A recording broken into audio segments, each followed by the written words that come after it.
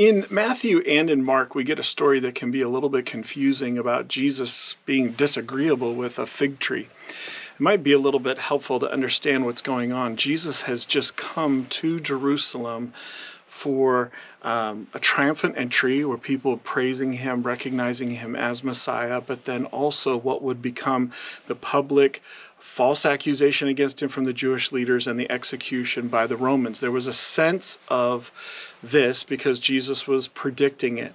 And going into the city one day, because Jesus didn't stay the night in the city after that triumphant entry, Jesus stops and sees a fig tree that has leaves. And with fig trees in that region at that time, they had fruit that the fig that was remarkable because it was one of the few fruits in that area that was really sweet. A lot of the food in that area is actually pretty bland.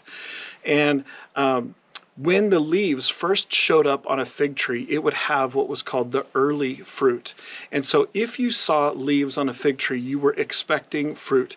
And Jesus was dealing with the hypocrisy of the faith leaders and many other people who identified as worshipers of God in Jerusalem.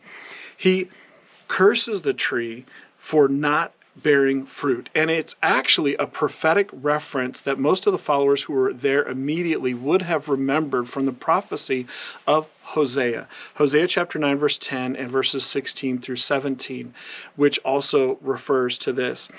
And what God is specifically teaching them through it is that if we are showing on the outside that we love God, then there should be results in our life, healthy results, not made up fake things, not doing things to get something out of God or to prove something, but the healthy result, the healthy automatic product of our love for God.